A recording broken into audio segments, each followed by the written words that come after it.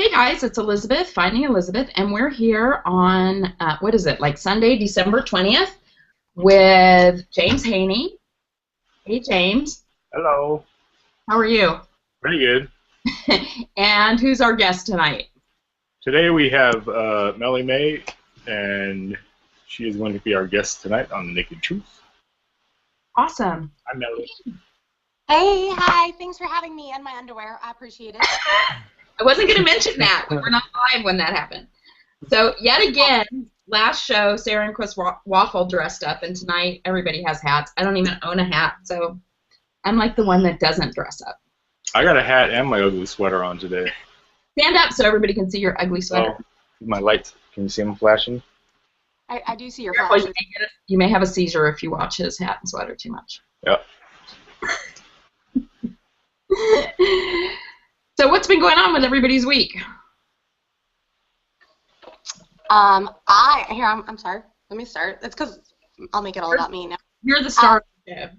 I went down to Savannah last night, which I live in Charleston, so it's like a 2-hour drive. But I went down there for a Christmas party, and of course I partook in some of the holiday festivities, which meant a little.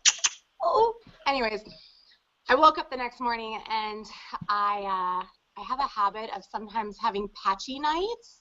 So I want to say thank you to the Uber gods, because the Uber gods always seem to magically put my night together for me the next morning, because I get in my emails and I see all my receipts and I'm like, holy effing, I went there?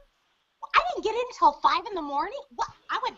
So yeah, Uber, thank you for those receipts this morning. They put my night together for me.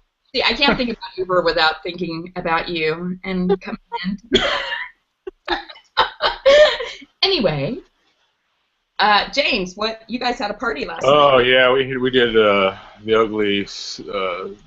ugly / tacky sweater Christmas party thing last night with some friends. Lorraine was there, actually. And just some of our friends, about maybe 16 or 18 of us. It was good. So yeah, pretty much all week was prepping, buying food, alcohol, getting the house ready, the decorations, blah, blah, blah. Yeah, it was fun, though. Was there a winner? Did you win? Oh, yeah, no, actually my mother-in-law won. She made her own, like, just hot glued stuff on hers, and she made, like, 2 Rudolphs on her boobs. And, like, on her nipples?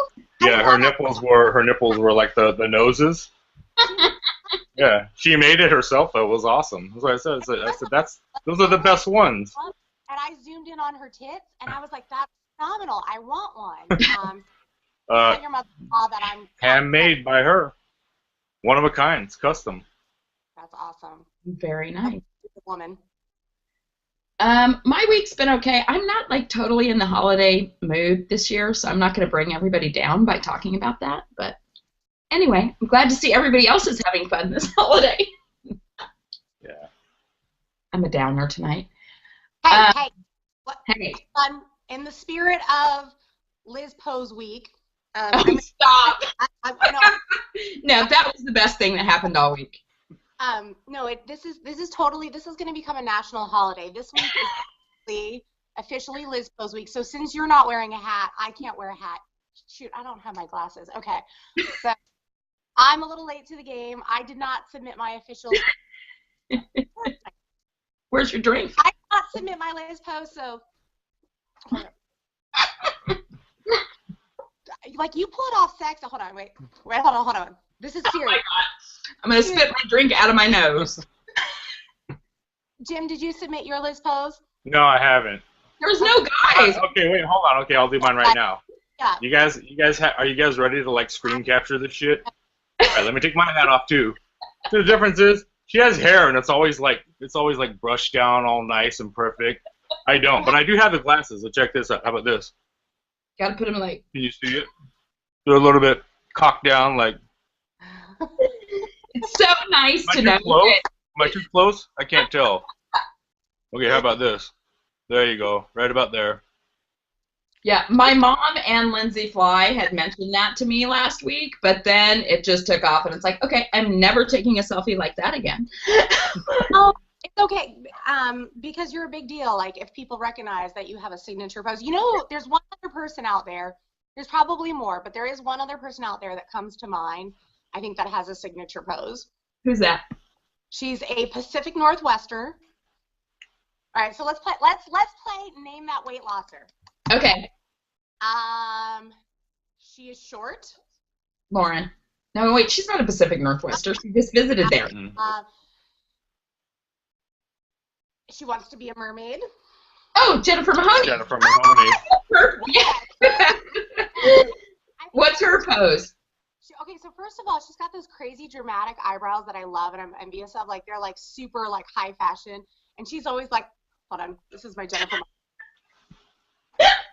I mean, I know I don't pull it off like her because I'm not Vogue eyebrows or anything, but she's always like, but she makes it look awesome. So that's my signature Jennifer Mahoney pose. So if all of you out there want to submit your Jennifer Mahoney poses, don't do it this week because this is officially a national holiday. This is Liz's week. No, it's actually Lindsay Fly. Well, it was Lindsay Fly's day yesterday, but I think she doesn't have as specific of a pose, and nobody can look as good as her.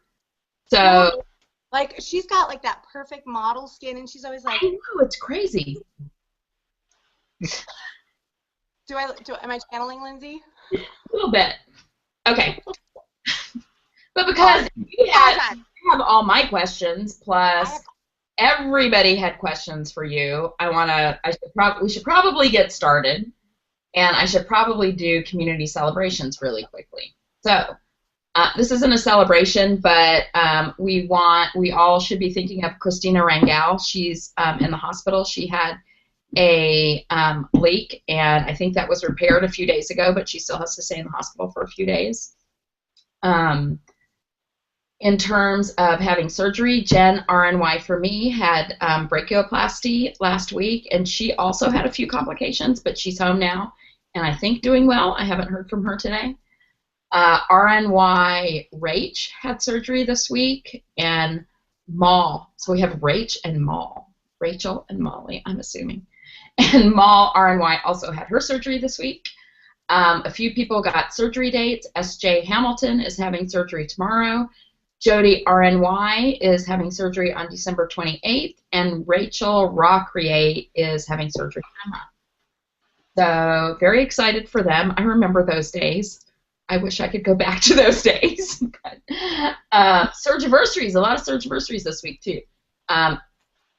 VSG Katie, and I wrote VSG Melissa because I was obviously thinking of you, but VSG Katie and VSG Bobby, unless that's his alter ego, had their 2-year surgiversary this week, and Bobby made a video yesterday. It was really great to see him. Sister Scaleback had her 18-month surgiversary. Rob VSG had his 1-year surgiversry. Tara, I think it's Tara Thompson. I think she's just Tara Thompson on YouTube, had her 1-year surgiversary, and I thought this was funny. Her surgeon called her at goal. She weighs like 80 pounds. You should have called her at goal like 6 months ago. I weigh 80 pounds too. Me too. Yeah. Just my hair weighs 80 pounds. A little creative accounting, here and there, move some numbers. I weigh 80 pounds, sure. Yep. Amy gets a VSG. She is half of her highest weight. She has lost, Tara is Library Nerd VSG on YouTube. Amy gets a VSG. She is half her highest weight. She's lost 100 pounds since her surgery consult.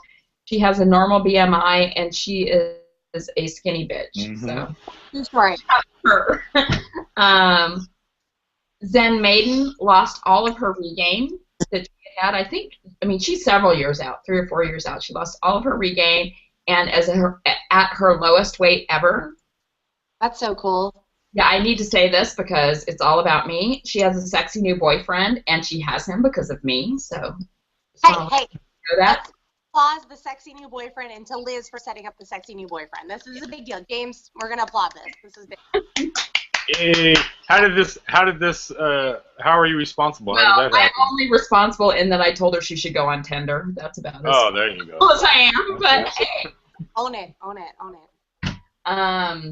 Christy Collins hit Wonderland, which is awesome. Uh-huh. I hit that once.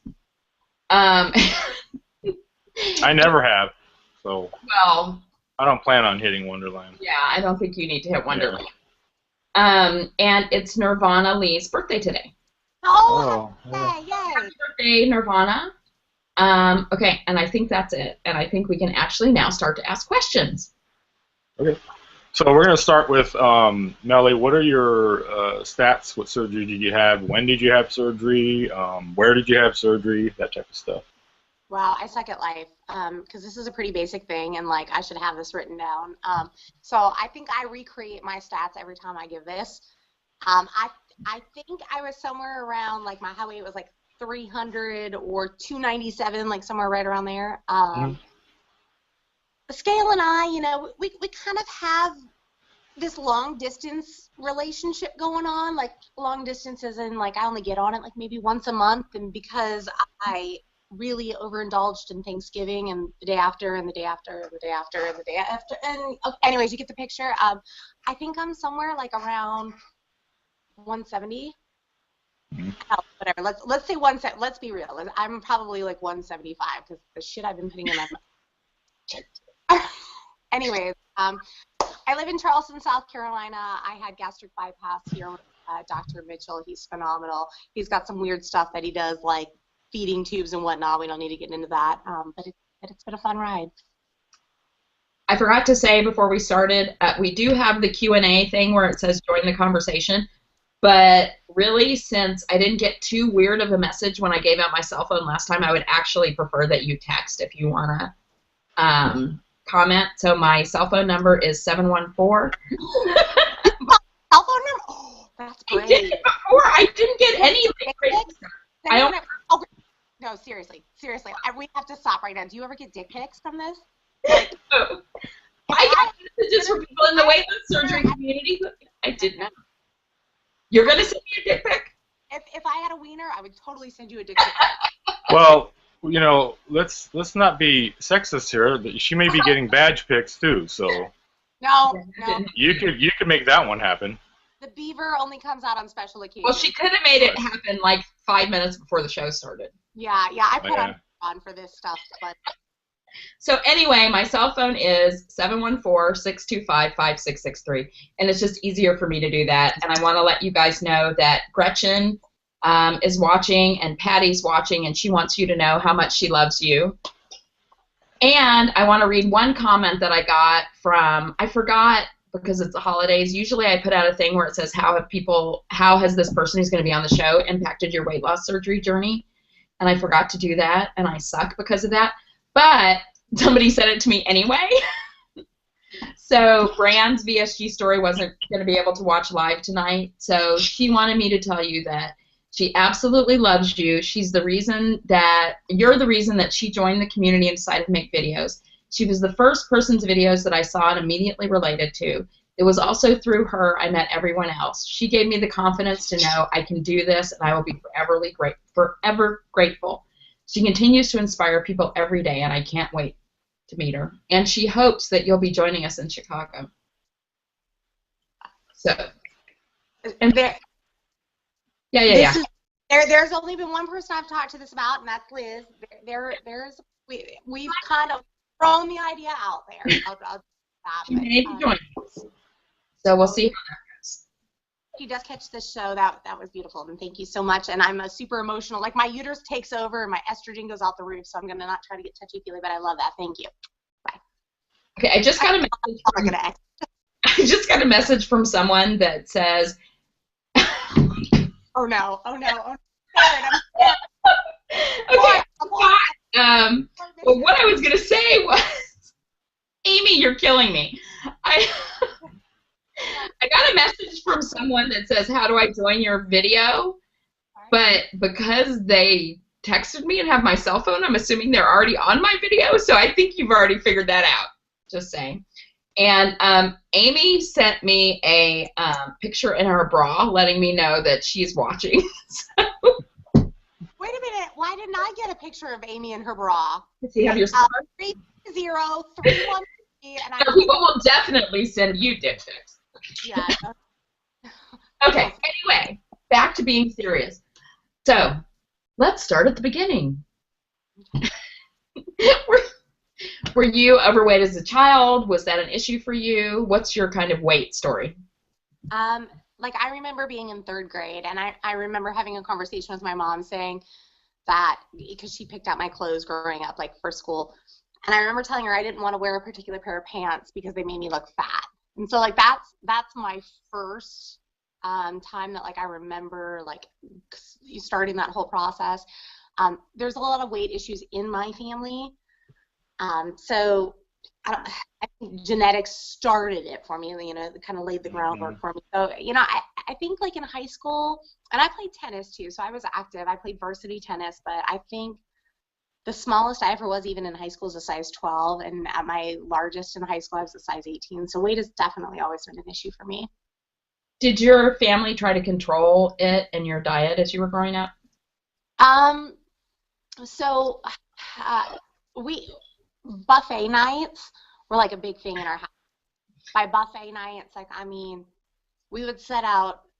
Do y'all remember Easy Cheese? I don't know if they still make it or not. It's like Yes, they do. I know. Trust me. Is Yes, it cheese? yes, it's in a spray can, and I don't even know if it's actually cheese. I ingredients, but I think it's a cheese byproduct. okay. So we would set out like Easy Cheese, and we would set out like fake cocktail weenies and barbecue sauce, and what was like another big thing? Oh my gosh! Okay, hold on. In South Carolina, there's no German population in South Carolina, so no one knows what a sauerkraut ball is in South Carolina. Do either of you know what a sauerkraut ball is? Sounds disgusting. No. Dear Lord. So Easy Cheese, cocktail weenies, and sauerkraut balls. I grew up on that. So like our buffet nights, we would always have this. Oh, so disgusting. I'm sorry. Anyways, that type of mentality of like, oh, we're celebrating, it's, you know, this is whatever, blah, blah, blah, it's movie night, or it's, you know, family night, or yay, Melissa back, all A's, or whatever. It was Easy Cheese, cocktail weenies, and sauerkraut balls. So I've never been introduced. So the answer to that would be no. Oh, yeah. Way to sum it up. Just so, yeah. And did you do different things to kind of adapt your behavior to being overweight? No. Well, you know, I know that like when we start the surgery process, I think we're all probably in denial about how bad and how out of control our weight has gotten. But I started that process even as a child. You know, I knew that I was larger than all my friends. Like I had the skinny cute girl pack of friends, you know, so they were all my size Barbie, and they're like size 2 jeans and everything. And here I am as a 12, 14, 16, 18 in high school. So I didn't fit in, but even though I was the token fat friend, I think I had adjusted my mentality to say that, sure, I'm just like them too. But I mean, other than that, no, I mean, I really didn't make any other changes. Was weight? Oh, go ahead. Sorry. I was gonna say. So after you did have, you said that you family members are also overweight. Did you after the surgery, like after you lost weight and all that, how did that change the dynamics in your family, if at all? Did anybody else sort of like relationships change there, or? That's a great question, and I can see how for other people that dynamics would change a lot. I moved down to Charleston, South Carolina about 7 years ago, and I don't have any family down here. All of my family is kind of dispersed between Ohio, Colorado, and California, so I don't have that close connection with my family that a lot of other people have. So because we don't really interact on a regular basis, there hasn't been a whole lot of change in our relationship. Yeah. So, well, first I want to ask, because this was like a repeated question that people asked on Facebook, was how are you so gorgeous, and how do you deal with all the people who must be coming on to you, both male and female? Very full answer, because I know I'm long-winded and like my stories go round in circles and never come to an end. Because of 2 ladies, Lauren Dayton and Melanie, and gosh, I can't even begin to pronounce her name. Melanie in Boston, anyway. So I was out at Hampton Beach with them. I celebrated Memorial Day with them, and they taught me how to do makeup, and it was amazing, life-changing. Like, so once you You were slap gorgeous before that. Your videos before you had surgery some were paint on gorgeous. this barn. Oh, thank you so much. But I'm serious. You slap some paint on this barn, and it really comes to life. So thank you to those two ladies. Okay, so Brooke James asked a question that's kind of like pre-op and post-op, but you did a video this week where you talked about some issues with your family that lots of people have texted me about, and just want to tell you that they love you. And she said that you're such an amazing person. What was your biggest accomplishment in your life pre-op? My biggest accomplishment in my life pre-op.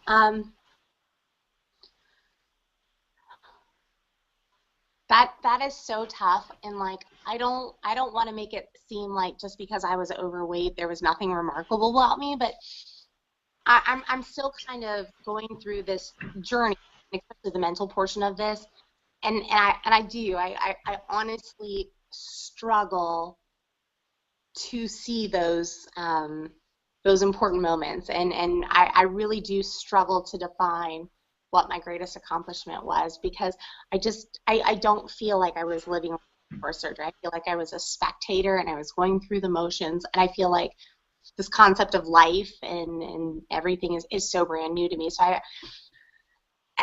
I really don't have an answer for you, and I know that's horrible. No, but when I read the question, I was like, wow, because to me, my biggest accomplishment is this. I mean, it probably isn't. I'm much older than you, but no, it's hard because this has been such a life-changing thing. it really has. Yeah, I agree. Somebody asked if the show went down. Oh, you So can go ahead. someone asked if the show went down, so I hope that's not the case. Maybe that's just that person. But I have to tell you, I got another great picture of myself. Is it a dick pic? Not a dick pic, but it's Bill Streetman, who's going to be on the show next week. Do you remember him from WLSFA? Uh-huh. Was the one I was planking with. He had he ran a session. I'm not sure if you were in there, but he sent a picture planking on 2 chairs. Oh, that's awesome. And I will post that on Facebook later if I have his permission, because that's pretty impressive. Okay, that's what I want to say. James? So my next question is, what led you to have the decision to get weight loss surgery? Was that any like one moment, or was it just a combination of things, or? I remember going from 200 to 250 within a year, and that's when I first started thinking about it. I had done zero research, zero YouTube videos or whatever, but I remember being like, oh, I heard lap band works, and there's little complications, so I'm going to go have lap band. The employer that I worked for at that time did not cover it. So fast forward another year, I put on another 30 pounds that year. I'm working for this new employer, fabulous, fabulous employer, lucky. And I go to a client out in the field, and I go to sit down at their chair at their desk, and like I was able to sit in it, but it was like I squeezed into that thing and focus on the conversation we were having. There, you know, I couldn't tell you a single thing that we talked about. All I can tell you is that I was just praying that I didn't just ricochet out of this chair all of a sudden, because I was barely in it. And Yeah, I think a lot of us have had that experience. Oh, Yeah. not a fun. That fear of those chairs and not fitting in them, or So what was the process after that? I mean, what was the process that got you to surgery after that? As far as Being a doctor, did you have any waiting period? Oh, okay. Oh, yeah. So I had a 6-month waiting period covered by my insurance, and that's a total mindfuck, because once you make that decision, you're like, all right, I'm going to have surgery. You know, I'm sure all of us right now, you know, we all have the same story. You know, we become obsessed with YouTube, and we watch thousands of hours of videos, and we educate ourselves, and we get motivated. But when you're that has to wait 6 months for surgery, you start to get very jealous of the people that you're watching on YouTube. You want to support them. You want to congratulate. You want to be there for them in all of their successes. But for me, all I kept thinking about was, I want to be them. Why can't I be them? Why do I have to wait? Why can I not be doing that right now? And it was really hard for me to support people 100% because I was so jealous in that period. But I am thankful for that 6 months, like now looking back, because the day that I got on that table, I jumped on that table. I couldn't have been more ready for surgery that day. I was like, cut me open. Let's do this. It's party time. Yeah. So no fears before surgery?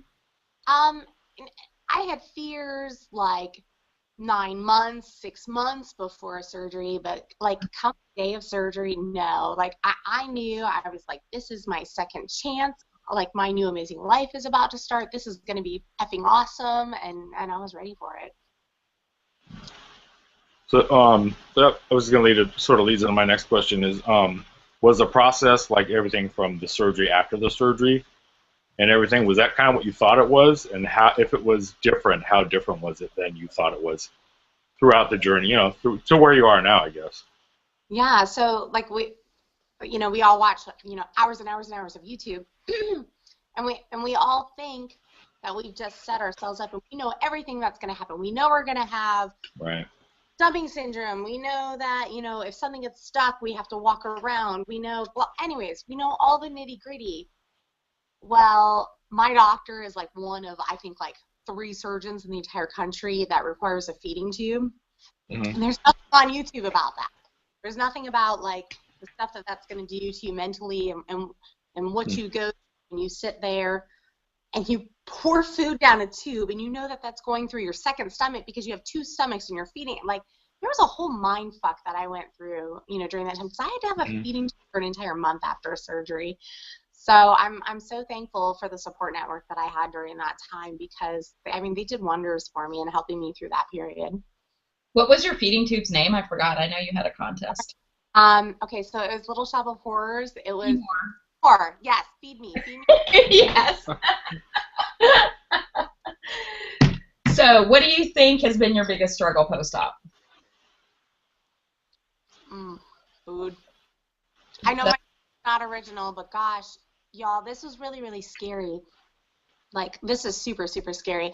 I went to Subway, and I ordered a foot-long sub, and I thought I would eat, the 6-inch for lunch, and then, the other 6-inch for dinner, which that should be scary enough in its own, that I can eat a 6-inch sub. But instead, I ate the full sub within, like, an hour and 15 minutes, and I had a panic attack after that, so... Yeah.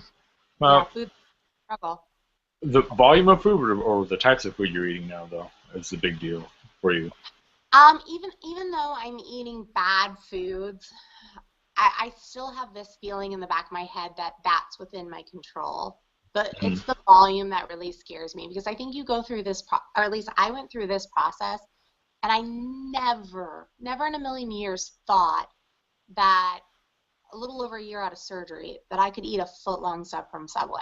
Yeah. I mean, how long did it? How long what? How long did it take you to eat that? About an hour and 45 minutes, and I was able to eat the full long, and that scares the shit out of me. But I would say that that's not unreasonable, honestly, at this time, because as you're eating, the food's going down and processing, so you're just kind of constantly eating. So if you sat there and ate for 3 hours, all of us could get a ton of food down, more than you would think, right? Because it's constantly going through processing, making room for more food. So if you were to break that down and to say, I tried to do my meals make them last 20 minutes to half an hour, and then if I'm not done by then, I just stop eating pretty much.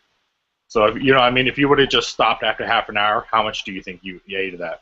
Maybe half of it, which would be normal, I think. And I mean that's a good point. I mean, when I'm putting down food, like my speed has picked back up, like to those like old ways, like like when I'm eating that 6-inch portion of the sub, I'm not eating it within a half hour. I'm eating it within 8 minutes. And that's scary. Now, one of the things, the feeding tube was one thing that your doctor did that I had never heard of before, and the other thing was your calories were pretty high early on, right? You started out at like 1,200 calories, is that right? like right out of like I started eating food, like I had eggs and stuff literally 2 days after surgery.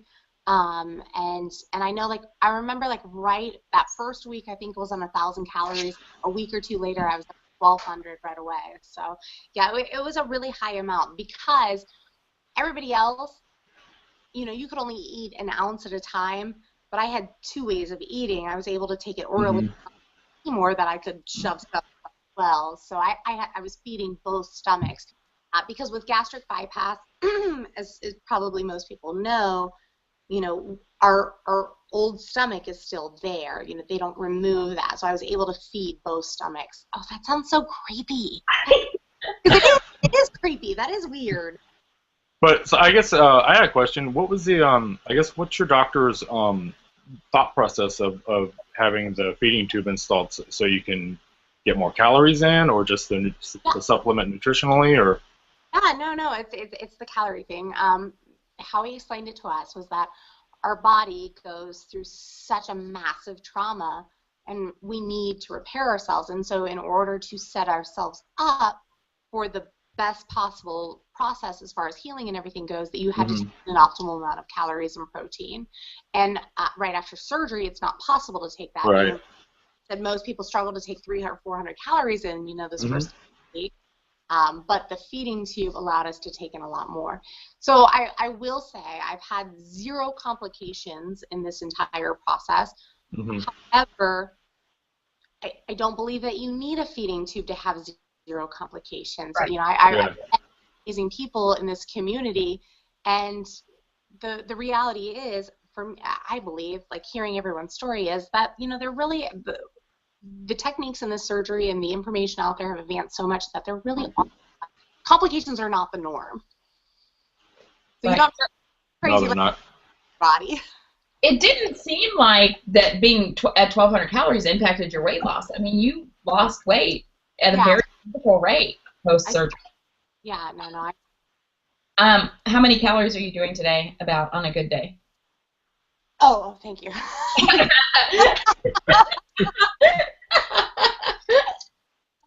When I am being mindful, which unfortunately is not the norm, when I am being mindful, I would like to be around 1,200. I'm probably more around 1,400. But like I said, mindful is not the norm for me, so I'm probably taking in 2,100 a day on average, to be honest. Are you still losing? No, you haven't been on the scale in a while. Yeah, I've got some I'm confident, just the way like my clothes are fitting me now and stuff, and like the fupa, whew, like, oof, like I'm, oof, yeah, oof. That's okay. I love that dress. Oh, thank you. I was trying to be festive for the holidays. So that leads me to my next question. So we got your calories covered. What exercise are you now doing now? So I have a wonderful partner who helps motivate me on Runkeeper, and he's been training, doing a half marathon. Program. His name is Derek. He's in Texas. So Derek, well, he's got shin splints right now, so he's kind of got a little hiccup in the process. But you know, Derek gets on there and like does his runs, and he's like, "All right, you've got this. Go, go, go, go." In theory, I should be running a whole lot more. I'm not. Realistically, I'm probably only working out about 2 times a week right now. But yeah. I think, how many times? Probably only about 2 times a week, to be honest. You know, that's kind of where it's at right now. When I am being mindful and when I'm doing what I should be doing, I'm working out more, like around 4 times a week. How soon after you did, because you were one of the first people who I saw like do Couch to 5K, where you ran that really long period of time, and I still remember your video about that. And you did some fitness classes too. Yeah, fitness. And how long after surgery did you start that? So I actually started the Couch to 5K program and finished it either 6 or 7 weeks post-op. So I started right away. I have enjoyed running before surgery, So it was something that was very easy for me to transition into. However, WLSFA and like that's I'm not trying to blame WLSFA, but WLSFA March. I went out to California. I had a great time. Went on the cruise, and then for those of you that don't know, Elizabeth is an amazing hostess.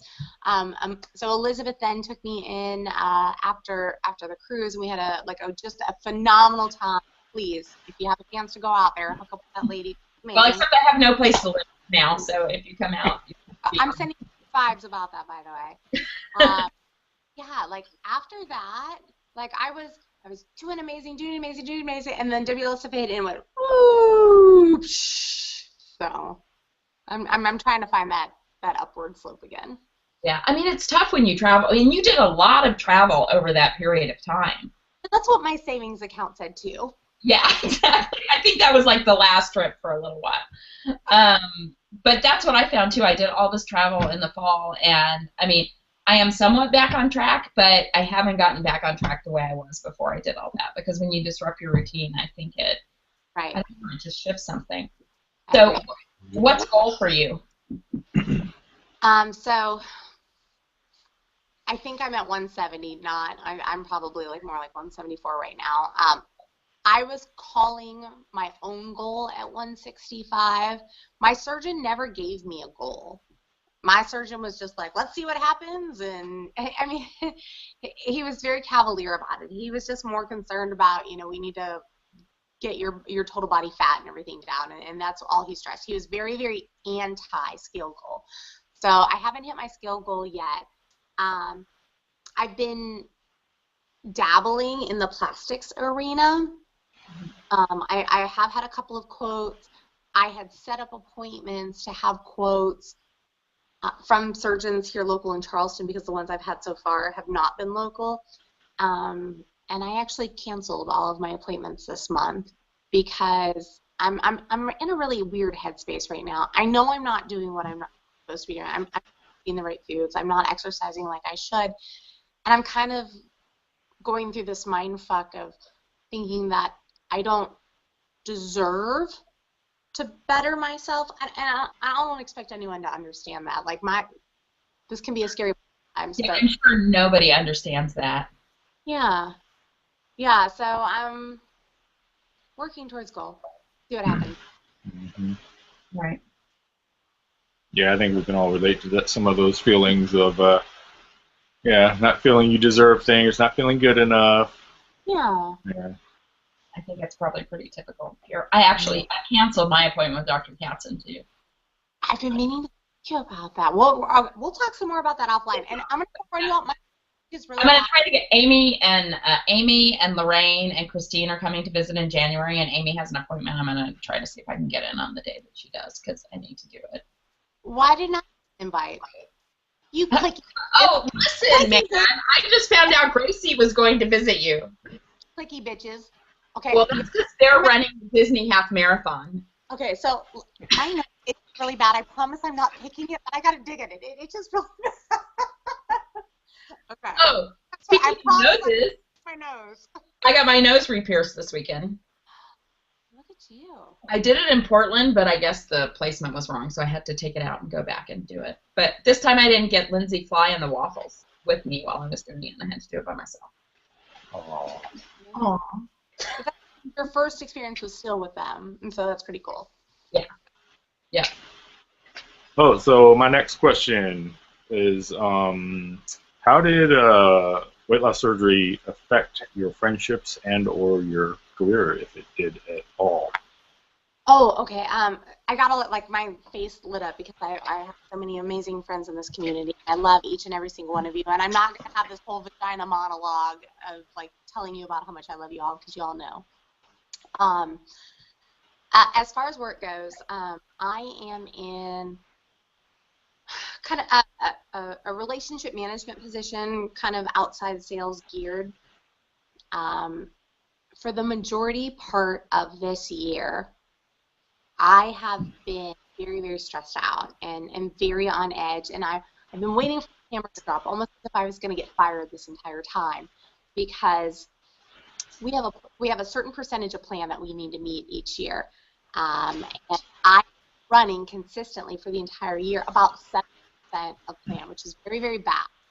And so I think I started talking about in February about how bad I've been doing at work and how I was waiting to get axed, and I didn't know what for that.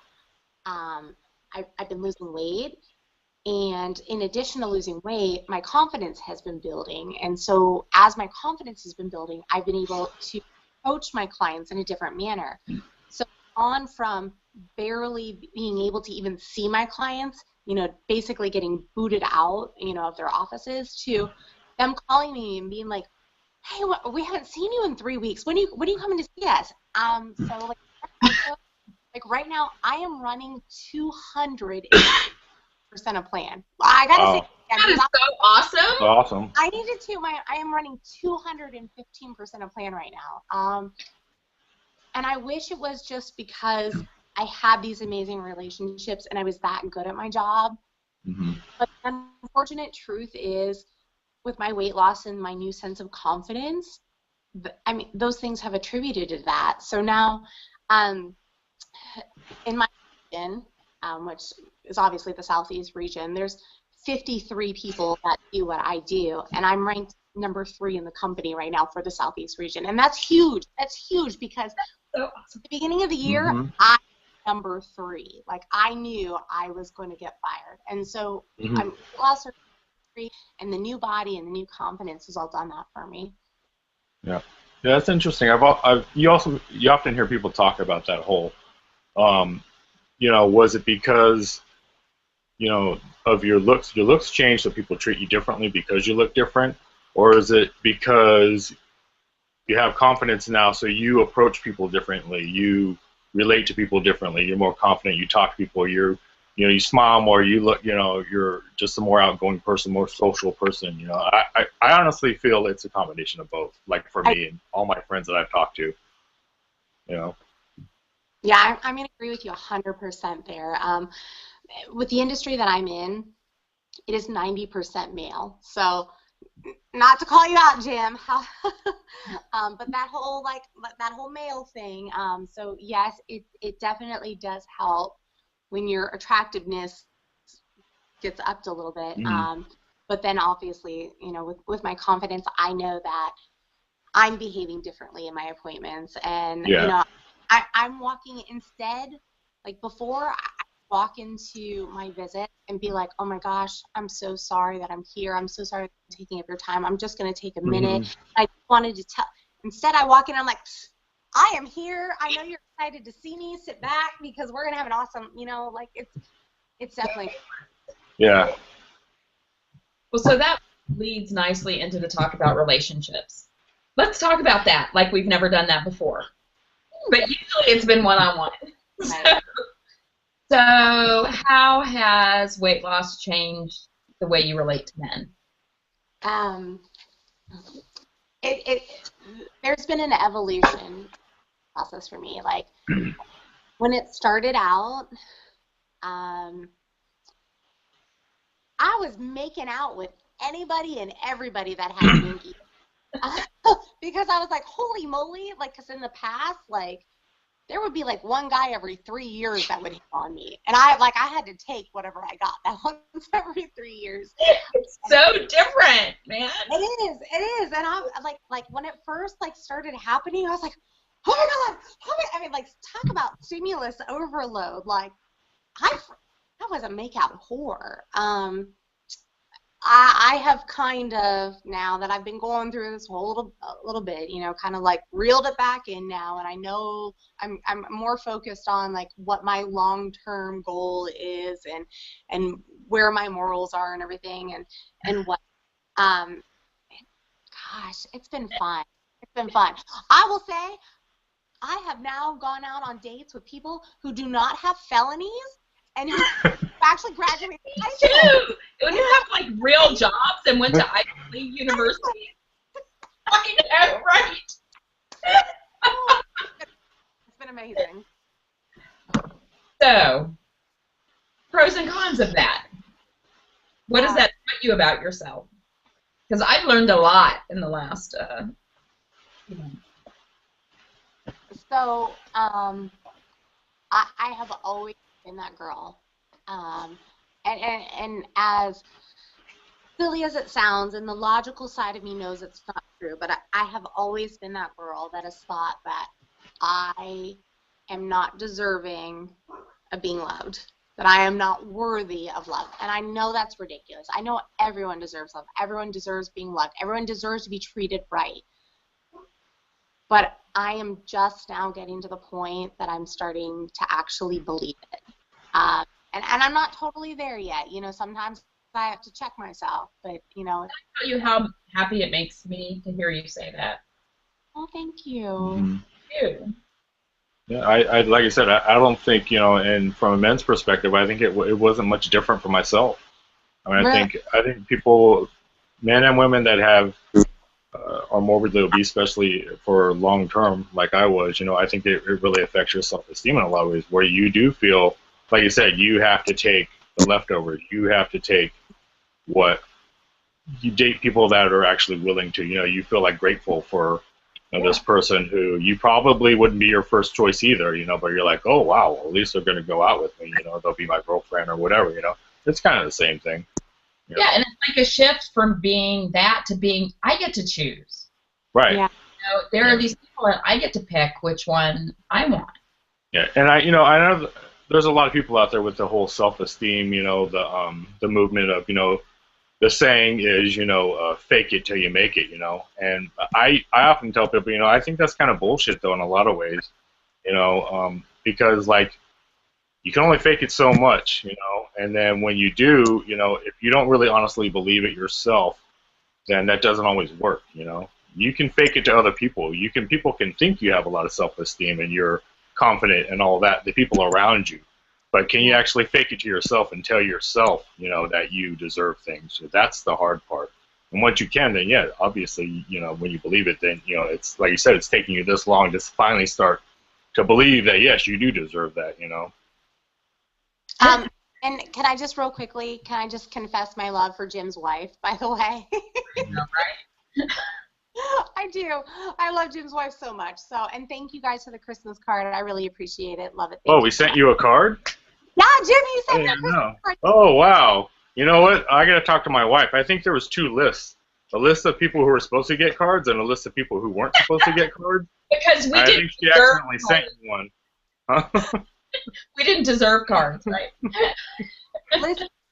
Listen, the best Christmas card that I ever got last year, Liz sent Christmas cards out, and you know, normally like there's 2 words that says like Happy Holidays and the person's name. Liz wrote the most beautiful letter. Oh, wait till you get this year's. Oh, did you save it? Cry? Huh? Gonna make me cry. I don't know. Maybe. Oh. All right. Well, I'm very excited. See, I didn't even know what you were sending up. All right, so I'm excited. All right. Enough said. I'm excited. And the Haneys get one too. Oh, yay. So, what do you think, Mellie May, have been your most powerful moments throughout this journey?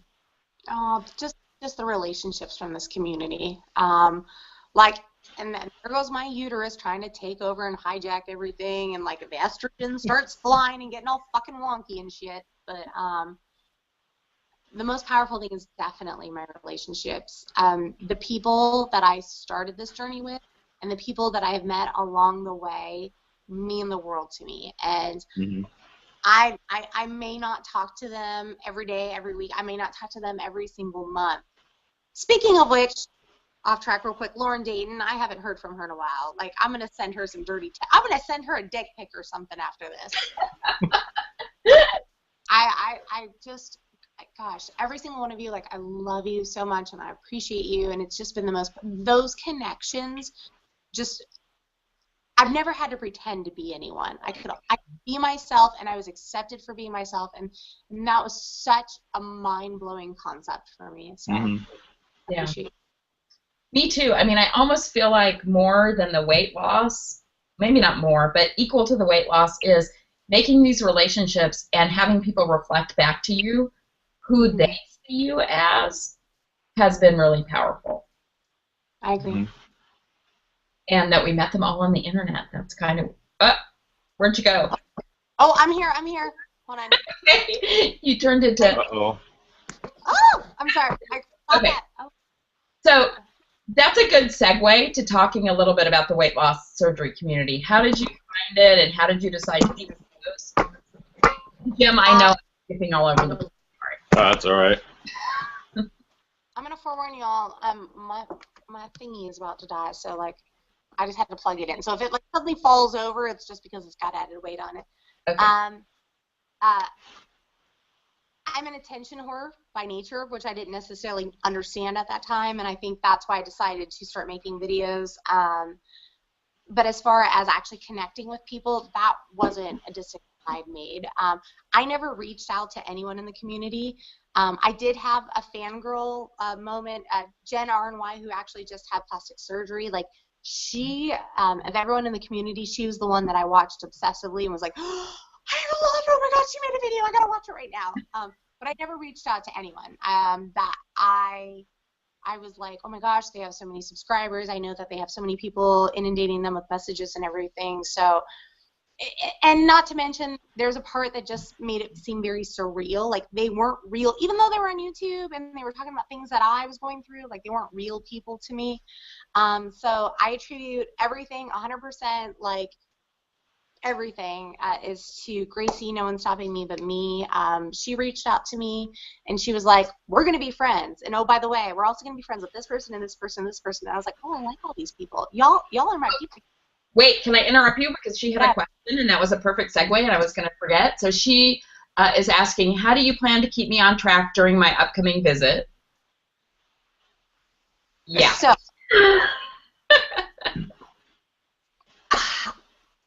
I may have a party girl streak. I know that's really hard to believe.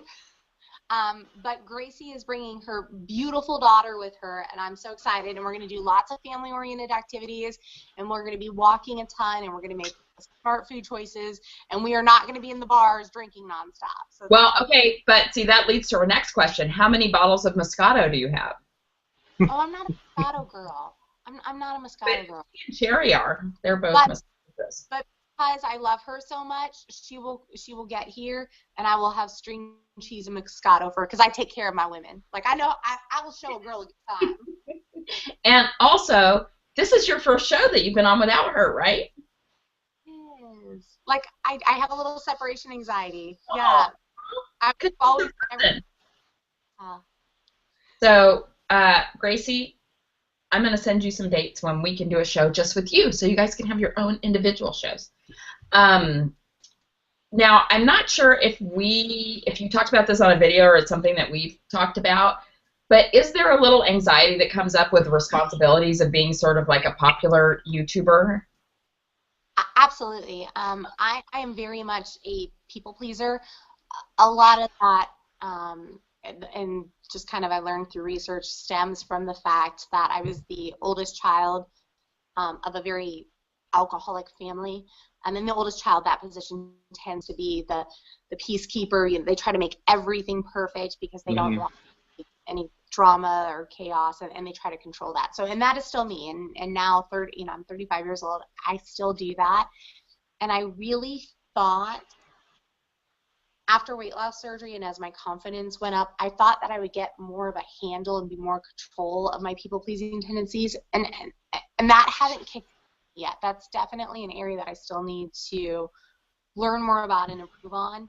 So when my inbox on my Facebook starts filling up, people get very raw with me. You know, they tell me their stories. They open their hearts and they let me know what's going on. And I honestly, I really do, like, I want to read them and I want to respond to all of them, but there are so many and real life gets in the way, and I can't respond to them, and it really does make me upset.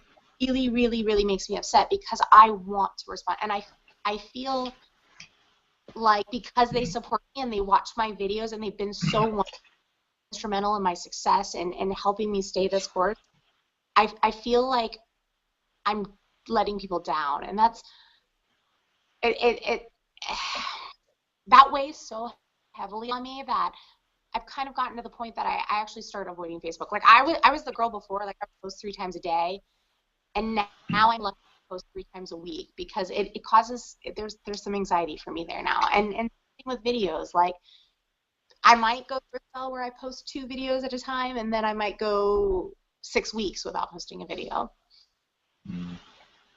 Yeah, you need to stop. Oh, go ahead. Sorry. You need to stop with the people pleasing shit. You know why that doesn't work, right?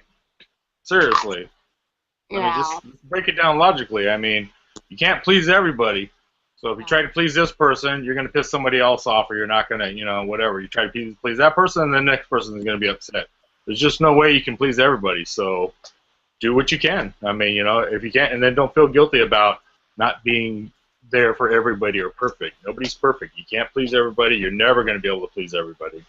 I don't care who you are. So that's good advice. Stop with the people pleasing and trying to, and then not only just feeling guilty about it. I mean, does that mean you're leaving? There you go. She's spanking herself. Just like Jim said, that's a perfectionist thing. Yeah. It's like you can't do everything for everybody, then you just wanna, and I can relate. Then you just want to stop bail on everything, yeah. Yeah. Because it can't be perfect. I don't want to do it at all. I want to attempt it, yeah. And I think that's part of a lot of. Find a balance. You need to find balance. You have a wife. It's a lot easier to find balance when you have a wife. Oh, so you guys both need to find a wife then. That'll work. Can I just share yours? I never thought I would be into swinging, and I really still don't want to categorize myself as that, but like she's pretty cool. No, actually, I'm sorry, don't be my wife. Because she can handle me. She can put me into line, so I wasn't trying to cheat on you. You're my woman. Okay, so we're coming close to 6 o'clock, but I have one question, and then Jim is going to go into our weight loss surgery inside the actor studio questions. Mm-hmm. But if you have one tip you could give to newbies, what would it be? Form relationships right away. Put yourself out there. Especially for some of us who it doesn't come natural to, get on message boards, join Facebook groups, watch YouTube videos, comment on other people's YouTube videos, reach out there. Find your people because it's going to be so instrumental in your success. And after you have surgery, you go through such an amazing, incredible, bizarre mind fuck. You need someone there that's going to understand and support you. So as soon as you can, reach out to people and start forming relationships in the community. Mm-hmm. That's good advice.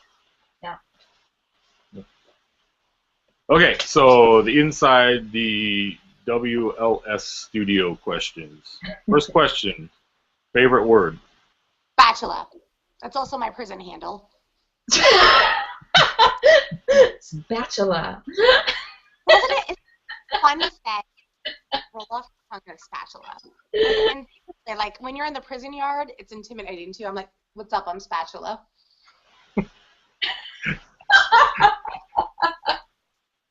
Okay, so least favorite word. Hunt. What? What did you say? Hunt. Oh, okay. You're turning like shaking red. I said that. Anyways. Okay, so your turn-ons spiritually, creatively, or emotionally? Really, let's just, yeah. Besides that. Yeah. Spatulas and, no. We should, next. Oh, come on, give us something. Our turn-ons, okay, so. Emotionally, not like. No. So, nature, I'm a big dork. Nature is a big one for me. Like, I never had neighbors. I didn't have a lot of friends. Like, I didn't have friends to play with growing up just because of logistics. And I lived on a couple of acres. And so I would take the animals and we would go out in the woods and like sit in the trees and like reflect and like think about life and stuff, like ever since I was a little kid. And that's carried on as an adult. I still I get out in nature and it moves me, and it's a very spiritual thing and inspires me and kind of recenters me and like helps me get the crazy out. Okay, cool. So what turns you off? When men call their penises the unicorn.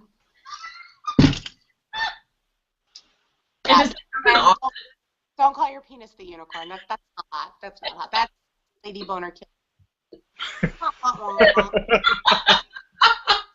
Duly noted. Thank you. Thank you. Have you, Jim? Have you ever? Oh my God. No. Oh No, my I goodness. didn't think And so. like, Mm-mm. you would think that that's something that like it would just one person would say. I've had people say, I pet the unicorn tonight. I'm like, stop it. I cannot believe Oh. more than one person has said that to you. I don't want to know about you masturbating. And second of all, I cannot handle you calling it the unicorn. That's just, no. Okay, so that leads into my next word. My next question. What's your favorite curse word? Oh. Is cock a curse word? No. Yes. Okay. Well, unless you're talking about like a male chicken, No, then not really. I'm not gonna be wishy-washy. I'm gonna commit to this. Cock is my favorite curse. No, fuck. I mean, I messed that up. Fuck is my favorite curse word. You're such bad. I behave so much, and then I get around y'all, and y'all bring out the bad side of me. Yeah, right. Okay, so what sound or noise do you love? Y'all are fucking pervert. I'm just reading the questions off. They're my questions, so I guess I'm. Yeah. Oh, okay. What sound do I love? What sound do I love? I don't know. That was hard. I don't know. I'm gonna be lame. I have to pass. I don't know. Okay. Okay. Oh. Okay. No. I'm gonna actually hold on. I'm gonna be like super sentimental and fuzzy. My dog. She snores. I love that sound. I freaking love that girl so much. Like that, my dog is my world. And so when she snores, I just like want to like hug her and squeeze her and love up on her to no end.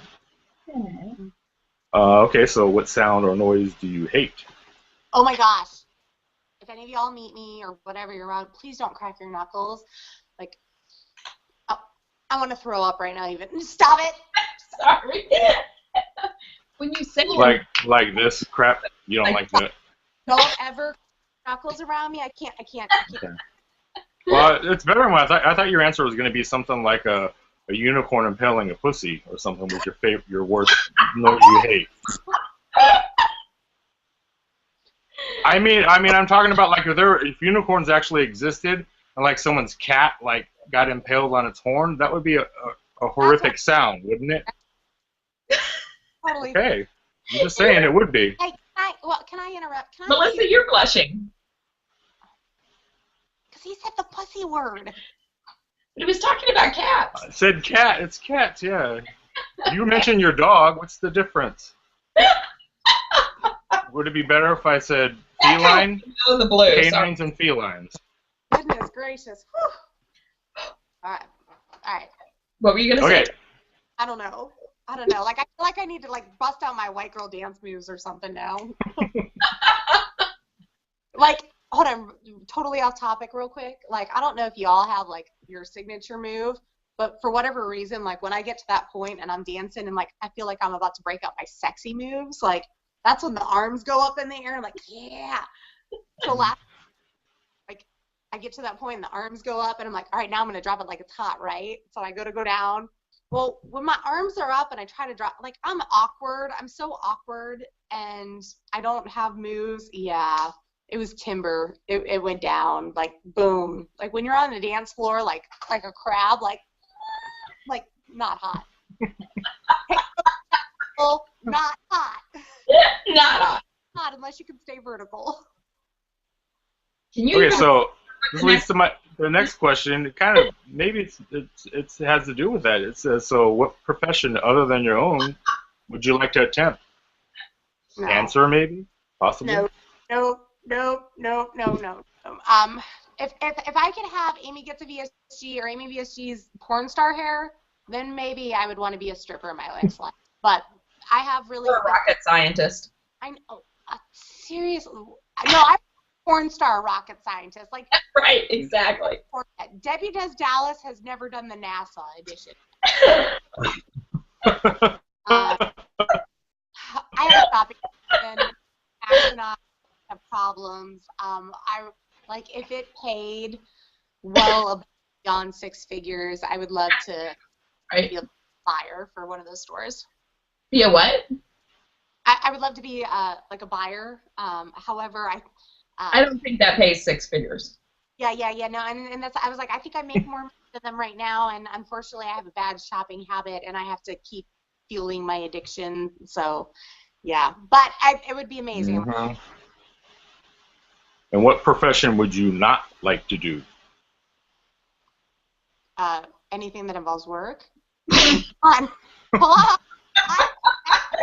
I was destined to be a kept woman. Come on. Yeah, how do we apply for that job? I sound like an amazing catch right now. Hi, my name is Melissa. I like long walks and I like an open checkbook so that Liz can come over and drink jalapeno martinis with me by the pool all day long. Hashtag life goals for all young ladies. Hashtag major catch right here. I am an effing hot catch. Okay, wait. We just got a message from Spring Bishop. And she says she's watching, and we're so funny because we are. But anyway. Yeah, that's kind. It's tomorrow. Hold on, time out. I was on The Naked Truth a couple of times a year ago, and every single one of them had to be deleted. So I remember that. This one won't be deleted. This is the way it goes every time now. Okay. I remember the deleted one, yes. But see, that was when you weren't on by yourself. Yeah. Right. Okay, I think we have one more question. Last one. Your answer. So, if heaven exists, what would you like to hear God say when you enter the pearly gates? I hope he plays Journey. I hope God not believing. What song? Wheel in the sky keeps on turning. And yes, I'm pretty sure that Liz was in Raleigh with me, and I think I might have stood on a bar stool in the Irish bar. He was so cute. The little bartender was so cute. Oh my gosh. And I was wearing this shirt that night because I have pictures. I sent you some. Yeah. That was a fun, and it was such a small group, and it was very intimate, and we had a blast. It was a great time. So I hope God loves Journey. Okay. So Spring Bishop says she wants to come over and have drinks with us. Oh, yeah. And then when she was on The Naked Truth, she was smashed. No judgment. Yeah, I remember that show. And That was awesome. Was too. I don't remember. Anyway. Her show was epic. It was awesome. Okay, well, we have one more question that came in. Well, we're running pretty late. I'm not going to ask this question. I'll send it to you, and we'll give you an answer later for Danny Malling, who posted the question. So thank you, Melissa, for being on with us tonight. Yes, thank you. It makes me realize how much I miss you. Oh, I know. March. I'm pushing for March. Oh, you're pushing to come out here in March? Oh, no, March, Chicago. Sorry, I forgot. Okay. But you can come here anytime. Thank you. So next week, which is after Christmas, so everybody have a very Merry Christmas, we're going to have Bill Streetman on, who was the guy who was planking on his chairs earlier. He did a great... Sorry, these texts are maybe not a good idea during the show. Did you get... I texted somebody about the unicorn thing, not somebody in the weight loss surgery community. And you got a dick pic. No, I didn't get a dick pic, but they had an interesting response. Anyway. It would be a horn pic anyway, not a dick pic. That's correction. Sorry. I see all kinds of memes around this unicorn thing. No? Okay. Anyway. Like someone even has a shirt. It might be Lauren or Lindsay. Someone even has a shirt that says "Bitch, I ride a unicorn," and I do admire that. Love it. Okay.